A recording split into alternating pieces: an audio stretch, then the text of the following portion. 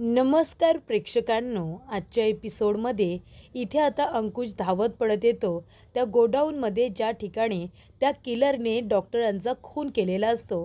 तेव्हा अंकुश म्हणतो अबोली। अबोली धावत पडत येते आणि म्हणत असते की सर ते बघा तिकडे। तेव्हा अंकुश म्हणत असतो काय झालं अबोली, तू ठीक आहेस ना? अबोली म्हणते सर मी ठीक आहे, पण डॉक्टर? तेव्हा इकडे आता अंकुश बघायला जातो तर इथे डॉक्टरांच्या गळ्यावरती खूपच मोठा वार करण्यात आलेला असतो आणि त्या किलरने इथे डॉक्टरांचा खून केलेला असतो। तेव्हा अबोली म्हणत असते की सर त्या किलरने डॉक्टरांचा खून केला आणि हा खून होताना मी स्वतःच्या डोळ्याने बघितले सर। आणि ती लहान मुलगी क्लिनिकमध्ये लहान मुलगी होती सर, मी तिथे गेले होते, ती मुलगी तिथेच बेशुद्ध झाली होती। मी तिथून बाहेर पडल्यानंतर ती मुलगी कुठेतरी निघून गेली असेल सर, मला पूर्णपणे खात्री आहे ती मुलगी कुठेतरी गेली असेल, आपण तिचा शोध घ्यायला हवा। आणि त्या किलरने इथे डॉक्टरांवरती हल्ला केला ना, तेव्हा पळून जात असताना त्याची ही अंगठी मला सापडली। मी त्याला पकडण्याचा खूप प्रयत्न केला, त्याचा चेहरा बघण्याचा प्रयत्न केला, पण त्याच्या चेहऱ्यावरती मास्क होता सर आणि ही अंगठी मला इथे सापडली। तेव्हा अंकुश म्हणत असतो अबोली तुझ्या हातामध्ये हा खूप मोठा पुरावा लागलाय, आपण या अंगठीच्या मार्फत त्या किलरपर्यंत पोहोचण्याचा नक्कीच प्रयत्न करू शकतो, तू अजिबात काळजी करू नकोस। तेव्हा अबोली म्हणत असते सर पण ती मुलगी कुठे गेली असेल? तर प्रेक्षकांनो, ज्या मुलीला हिप्नोटाईज करण्यात आलं होतं ती मुलगी आता पूर्णपणे त्यातून बाहेर पडलेली असते आणि ती कसाबसा आपला जीव वाचवून आता ती घरी जात असते। तेव्हा ती कुठल्या रस्त्यावरती आहे, कुठे आली आहे, तिला काहीच कळत नसतं। तेव्हा तिथे आता ती मुलगी पळून जाण्याचा प्रयत्न करत असते आणि त्याचबरोबर इथे आता अबोली घरी आलेली असते। तेव्हा रमा तिला पाणी वगैरे प्यायला देते आणि म्हणते अबोली ठीक आहेस ना तू, तुला कसला त्रास तर होत नाही आहे ना? आणि अबोली तुला तिथे एकटीला जायची काय गरज होती? तेव्हा अबोली म्हणत असते सॉरी आई, मला माहिती नव्हतं तिथे गेल्यानंतर एवढं सगळं घडेल तिथे, मी तर फक्त डॉक्टरांची मदत करायला गेले होते। त्यानंतर प्रेक्षकांनो अबोली म्हणत असते पण त्या मुलीचं काय झालं असेल, ती कुठे गेली असेल, तिच्या जीवाला काही धोका तर नसेल ना? तेवढ्यातच ती मुलगी आता पळून जात असताना तिथे PCO तिला दिसतो आणि PCOवरून ती आपल्या घरी फोन करते। ती फोन करते आणि म्हणत असते की मम्मा अगं मी बोलते, कीर्ती बोलते। तेव्हा तिची मम्मा म्हणत असते कीर्ती अगं कधी बाहेर गेली आहेस तू, अजून कशी घरी आली नाहीस? तेव्हा कीर्ती म्हणत असते की मम्मा अगं मी इथे कॉटन कँडी घेत असताना त्या माणसाने असं म्हणाल्यानंतर तिथे तो किलर आता आलेला असतो आणि तो पुन्हा एकदा त्या मुलीला हिप्नोटाईज करण्याचा प्रयत्न करतो आणि ती मुलगी हिप्नोटाईज होते सुद्धा। तो इकडे तिकडे आपली नजर फिरवतो, त्याला आता मुलगी फॉलो करत आपली नजर फिरवते। तेव्हा तो तिला खुणावतो की गाडीच्या समोर जाऊन उभी राहा म्हणून आणि तेवढ्यातच तो किलर तिथून निघून गेलेला असतो आणि ती मुलगी चालत चालत आता हिप्नोटाईज झाल्यामुळे ती एखाद्या यंत्राप्रमाणे वागत असते आणि तिचा स्वतःवरचा कंट्रोल हा सुटलेला असतो। त्यामुळे ती आता गाडीच्या समोर चालत असते। तो गाडीवाला इथे आता हॉर्न वाजवून तिला बाजूला व्हायला सांगतो, पण ती मुलगी काही बाजूला होत नाही, गाडी स्पीडमध्ये असते आणि ती मुलगी आता डिरेक्टली गाडीच्या मध्येच येऊन उभी राहते आणि मग त्या मुलीचा अपघात होतो। तर प्रेक्षकांनो, इथे आता हिप्नोटिझम आहे आणि त्याचं इथे प्रात्यक्षिक पुन्हा एकदा आलेलं असतं। पण इथे आता अबोली पोट तिडकीने सांगण्याचा प्रयत्न करत असते, पण मनवा तिच्या बोलण्यावरती अजिबात विश्वास ठेवत नसते। तेव्हा इकडे अबोली म्हणत असते की सर ती मुलगी ठीक तर असेल ना, तिला काही झालं तर नसेल ना? तेव्हा अंकुश म्हणतो अबोली काळजी करू नको, मी माझी संपूर्ण टीम त्या मुलीला शोधायला लावली। त्यानंतर आता इथे इन्स्पेक्टर विचारे यांचा फोन येतो। तेव्हा अंकुश म्हणत असतो की हा विचारे बोला। तेव्हा विचारे म्हणत असतात की सर एका मुलीचा अपघात झालाय आणि अबोली मॅडम ज्या मुलीला शोधतायत त्यांनी ज्या पद्धतीने त्या मुलीचं वर्णन केलं होतं, ही मुलगी अगदी तशीच आहे। तेव्हा अंकुश म्हणत असतो बरं ठीक आहे, आम्ही तिथे पोचतो। तेव्हा अंकुश म्हणत असतो की अबोली एका मुलीचा अपघात झालाय आणि कदाचित तू ज्या मुलीबद्दल बोलतेस, ज्या मुलीला शोधण्याचा प्रयत्न करतेस, ही तीच मुलगी आहे असं मला वाटतंय। तेव्हा अंकुश म्हणतो चल अबोली आपल्याला आता निघावं लागेल। तेव्हा अबोली म्हणते चला सर आपण लगेचच जाऊया। त्यानंतर प्रेक्षकांनो, इकडे आता ती मुलगी खाली पडलेली असते, तिच्या डोक्याला मार लागलेला असतो। त्यामुळे इथे अबोली आता तिला बघते, तिला खूप मोठा धक्का बसतो। अबोली म्हणत असते सर ही तीच मुलगी आहे जिचा आपण शोध घेण्याचा प्रयत्न करत होतो, ही तीच मुलगी आहे सर जी इथे आता डॉक्टरांच्या क्लिनिकमध्ये पडली होती। सर मला असं वाटतं हे सगळं त्या किलरनेच केलं आहे, त्याच्यामुळेच ही मुलगी आता ह्या अशा अवस्थेमध्ये आहे. सर तो किलर बिचाऱ्या निष्पाप मुलींचे खून करतोय, त्यांच्या हातून खून करून घेतोय आणि आपण त्या किलरला साधं पकडूसुद्धा शकत नाही. आणि हिप्नोटिझम आहे सर, ही मुलगीसुद्धा हिप्नोटाईज झाली होती. मला डॉक्टर निमिये यांनी सांगितलं होतं आणि आता ते कोर्टामध्ये सिद्ध मी कसं करू ना, तेच मला कळत नाही आहे सर. आणि हे सिद्ध करण्यासाठी डॉक्टर निमिये कोर्टामध्ये येणार होते, पण त्यांचासुद्धा खून झाला आहे सर. तेव्हा अंकुश म्हणत असतो, अबोली तू आता या सगळ्या गोष्टीचा विचार करू नकोस. उद्या कोर्टामध्ये तुला तुझा मुद्दा मांडायचा आहे आणि तू त्याच्याकडे जास्त फोकस कर. तू आता निगेटिव्ह गोष्टींचा अजिबात विचार करू नकोस. ह्या ज्या काही गोष्टी घडतायत ना अबोली, त्याच तुला आता कोर्टामध्ये मांडायच्या आहेत, असं अंकुश आता अबोलीला सांगतो. त्यानंतर प्रेक्षकांनो, कोर्टाचा दिवस आलेला असतो तेव्हा अबोली म्हणत असते की मॅडम, मी तुम्हाला सांगितलं होतं की हिप्नोटिझम हा प्रकार आहे आणि हिप्नोटिझम आहे हे सिद्ध करण्यासाठी इथे डॉक्टर निमिये हे येणार होते, पण त्यांचा असं म्हणाल्यानंतर लगेचच मनवा उभी राहते आणि म्हणत असते, पण त्यांचा काल रात्री खून झालाय जजसाहेब. बरोबर की नाही अबोली मॅडम? आणि आता अबोली मॅडम यांनी आपल्याला कारण दिलेलं आहे अगदी नेहमीप्रमाणे आणि आता त्या कोर्टाकडून थोडासा वेळ मागून घेतील आणि इथे अजून काहीतरी खोटे नाटे पुरावे कोर्टामध्ये सादर करण्याचा प्रयत्न करतील. पण सत्य हेच आहे जजसाहेब की इथे सानिकानेच आपल्या आईवडिलांचा खून केला आहे आणि ती दोषी आहे आणि तिला आता कठोरातली कठोर शिक्षा व्हायला हवी. कारण इथे अबोली मॅडम आता खूपच जास्त पोट तिडकीने आपल्याला सांगण्याचा प्रयत्न करतायत की हिप्नोटिझम हा प्रकार आहे. मग जर तो आहे तर तो कोर्टामध्ये तुम्ही सिद्ध करा ना. तेव्हा इथे अबोली म्हणत असते, तेच मी सिद्ध करण्याचा प्रयत्न करते जजसाहेब. पण इथे मनवा मॅडम यांना कदाचित ही सगळी गंमतच वाटते, त्यांना गमतीचा भाग वाटतोय. त्यांनी थोडंसं सिरियस होण्याची गरज आहे असं आता अबोली म्हणते. त्यानंतरला अबोली आता त्या मुलींचे फोटो कोर्टामध्ये सादर करते ज्या मुलींचे इथे आता खून झालेले असतात. त्यांनी कुणाचा तरी खून केलेला असतो, त्यानंतर स्वतःला संपवलेलं असतं. तेव्हा अबोली म्हणत असते की जजसाहेब, मला हेच तुम्हाला कोर्टामध्ये आता सांगायचं आहे की हिप्नोटिझम जर हा प्रकार नाही आहे तर ह्या मुलींना आता दुसऱ्याचा खून करायची आणि नंतरला स्वतःला मारून घ्यायची काय गरज पडते हे तुम्ही मला सांगा. हे त्या मुलींचे फोटो आहेत ज्या मुलींचा खून झालेला आहे. तेव्हा अबोली म्हणते, पहिल्या मुलीचा फोटो आहे, या 2 जिवलग मैत्रिणी होत्या. त्या मुलीने आपल्या मैत्रिणीचा आधी खून केला, नंतरला स्वतःला सुद्धा संपवलं. दुसरा फोटो ज्या मुलीचा आहे ना जजसाहेब, ती मुलगी दीपाली नावाची आहे.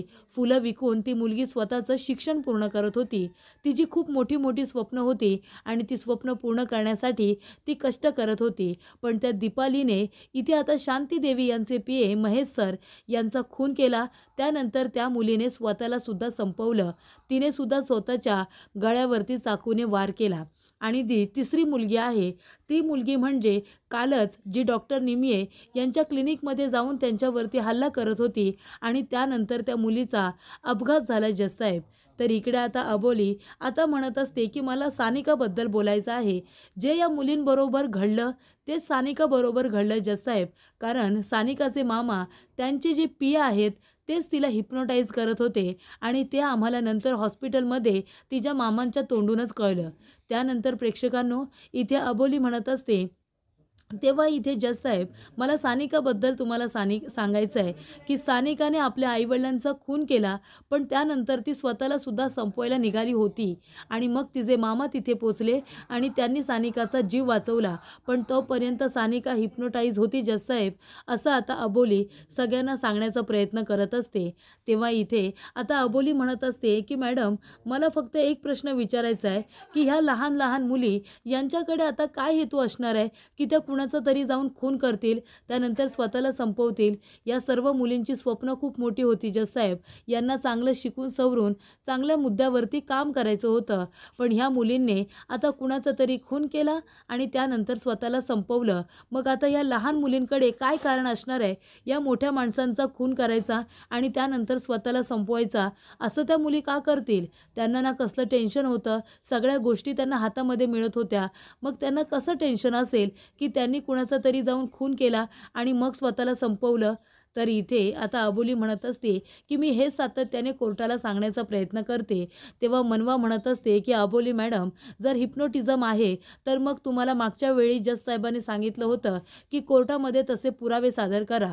मग जर तुमच्याकडे पुरावे आहेत तर ते तुम्ही कोर्टामध्ये सादर करा, नाहीतर साने काही गुन्हेगार आहे हे तुम्ही आता मान्य करा आणि तिला कठोरातली कठोर शिक्षा होऊ द्या.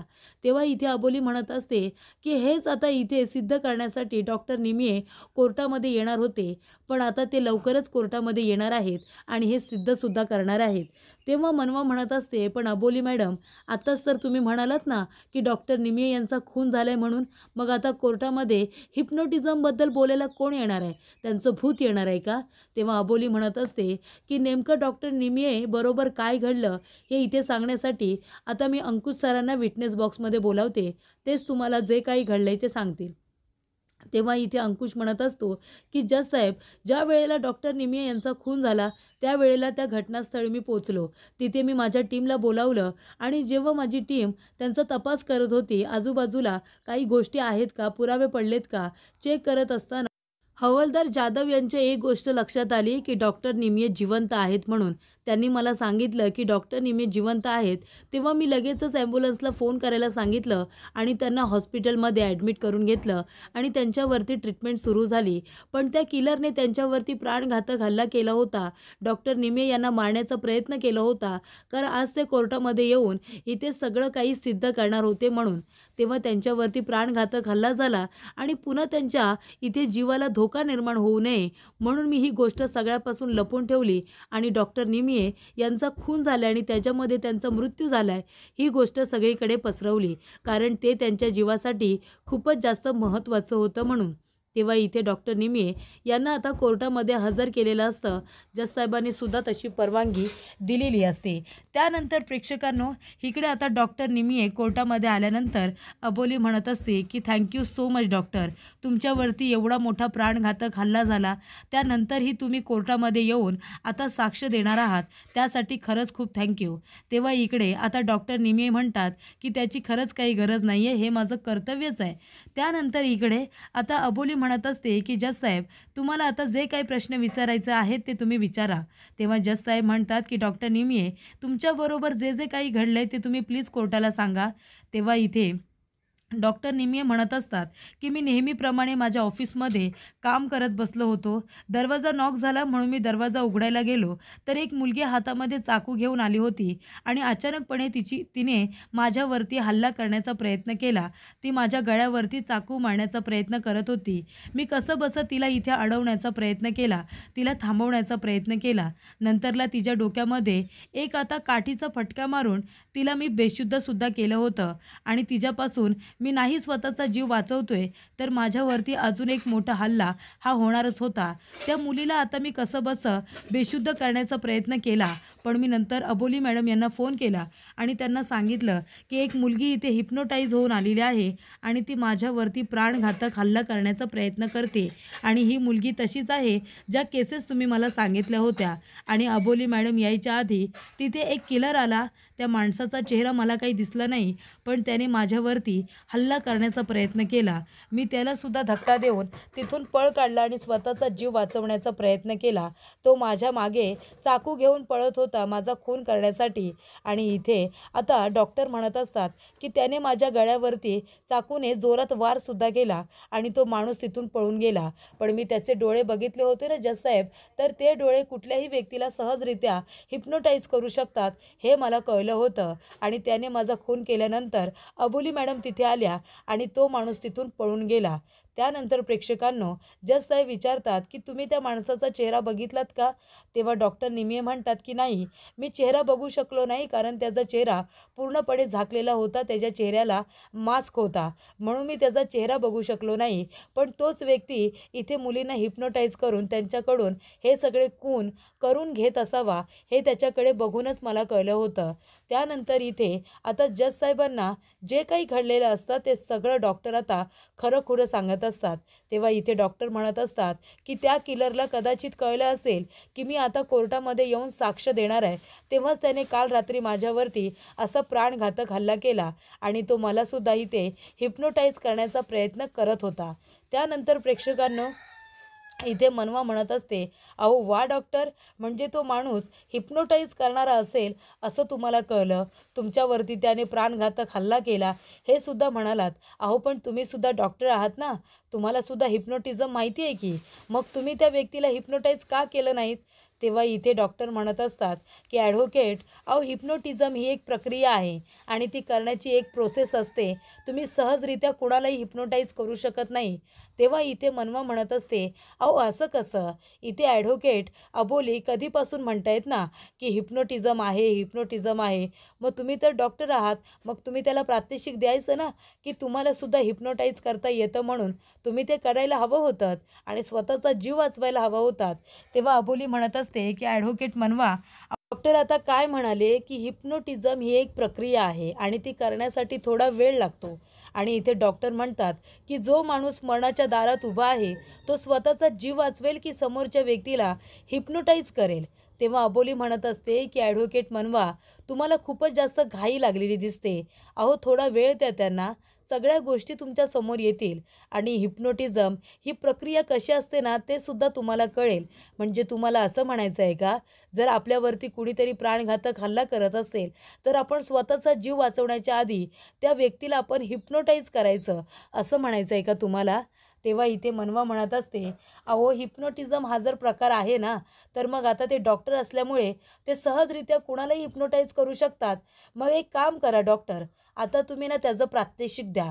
तुम्ही ॲडव्होकेट अबोली यांनाच हिप्नोटाईज करा ना आणि त्यांच्याकडून जे हवंय ना मला, ते मी त्यांच्याकडून काम करून घेते. तेव्हा इकडे डॉक्टर म्हणत असतात की दुर्दैवाने मी ॲडव्होकेट अबोली यांना हिप्नोटाईज करू शकत नाही. तेव्हा मनवा म्हणते, का? त्या का हिप्नोटाईज होऊ शकत नाही? त्या कोण आता जगावेगळ्या आहेत का? तेव्हा डॉक्टर म्हणत असतात की इथे अबोली मॅडम यांचा मेंदू त्यांच्या खूपच जास्त कंट्रोलमध्ये आहे. त्याच्यामुळे त्यांना सहजरित्या कुणीही हिप्नोटाईज करू शकत नाही. तेव्हा इथे आता मनवा म्हणत असते, अच्छा, म्हणजे त्यांचा मेंदू खूपच जास्त कंट्रोलमध्ये आहे. त्यांना हिप्नोटाईज केलं जाऊ शकत नाही आहे. मग कुणाला करताय आता? तेव्हा इकडे तुमच्याकडे सुद्धा डॉक्टर खूपच जास्त कारणं आहेत हां. तेव्हा इथे अबोली म्हणत असते, मनवा मॅडम, अहो असतात काही लोकांचे मेंदू इतके स्ट्रॉंग जे कुणाच्याही बोलण्यात येत नाही. पण जर तुम्हाला आता प्रात्यक्षिक बघायचंच असेल ना, तर डॉक्टर तुम्ही एक काम करा ना, ॲडव्होकेट मनवा यांनाच तुम्ही हिप्नोटाईज करा. तेव्हा इकडे आता डॉक्टर म्हणतात की ठीक आहे, मी तुम्हाला हिप्नोटाईज करू शकतो. तेव्हा मनवा म्हणते, का? ॲडव्होकेट अबोली यांचा मेंदू त्यांच्या कंट्रोलमध्ये आहे आणि माझा मेंदू काय बाहेर आता रस्त्यावरती फिरायला गेलाय का, जो तुमच्या कंट्रोलमध्ये लगेच येईल? तेव्हा इथे अबोली म्हणते, तुमचा विश्वास बसत नाही आहे ना, मग एकदा आता विश्वास बसवून घ्या. प्रात्यक्षिक तुम्ही स्वतःच बघा ना. तेव्हा मनवा म्हणते, ठीक आहे, मला आता हिप्नोटाईज करून दाखवाच. तर प्रेक्षकांनो, पुढील भागामध्ये इथे डॉक्टरांनी मनवाला हिप्नोटाईज केलेलं असतं आणि ते तिच्या हातामध्ये चाकू देतात आणि तिला म्हणत असतात की ॲडव्होकेट मनवा, तुम्ही आता हा चाकू घ्या आणि ज्या व्यक्तीचा तुम्हाला सगळ्यात जास्त राग येतो ना, त्या व्यक्तीचा जाऊन तुम्ही आता खून करा. तेव्हा मनवा तो चाकू घेऊन अबोलीकडे जाते आणि ती आता अबोलीवरती वार करणार. तेवढ्यातच डॉक्टर म्हणतात की थांबा आणि ते आता टिचकी वाजवतात. तेव्हा इथे मनवा बघते तर काय, तिच्या हातामध्ये चाकू असतो आणि ती अबोलीच्या जवळ तिचा खून करायला गेलेली असते. तेव्हा इथे मनवा म्हणत असते की डॉक्टर, हे सगळं कसं शक्य आहे? हे कसं होऊ शकतं? माझ्या हातामध्ये चाकू, माझ्या हातामध्ये तर चाकू नव्हता ना. तेव्हा डॉक्टर म्हणतात की तुम्ही हिप्नोटाईज झाला होतात आणि मी तुम्हाला सांगितल्याप्रमाणे तुम्ही अबोली मॅडम यांचा खून करायला गेला होतात. तेव्हा इथे मनवाला आता खूपच जास्त आश्चर्य वाटतं जेव्हा डॉक्टर तिला म्हणतात की तुम्ही हिप्नोटाईज झाला होतात. तेव्हा इथे मनवा आता आश्चर्याने त्यांना इथे आता प्रश्न विचारत असते. तेव्हा डॉक्टरांनी तिला सांगितलेलं असतं की ती कशा पद्धतीने आता रिॲक्ट झाली होती. जेव्हा अबोलीला कळतं की इथे डॉक्टर मनवाला म्हणाले होते की तुला ज्यांचा सगळ्यात राग येतो त्यांचा खून कर आणि मनवा इथे आता सगळ्यांच्या समोर अबोलीकडे गेलेली असते. त्यामुळे इथे अबोली म्हणत असते की मनवा, कोर्टामध्ये तू माझा खून करायला आलीस, याचा अर्थ तुला सगळ्यात जास्त राग माझा येतो का? माझ्याबद्दल तुझ्या मनामध्ये इतका तिरस्कार आहे? सांग ना मनवा, इतका राग आहे का तुझ्या मनामध्ये? तेव्हा मनवा म्हणते, हो हो, येतो मला तुझा राग, तुझा राग मला खूप येतो, कळतंय का तुला?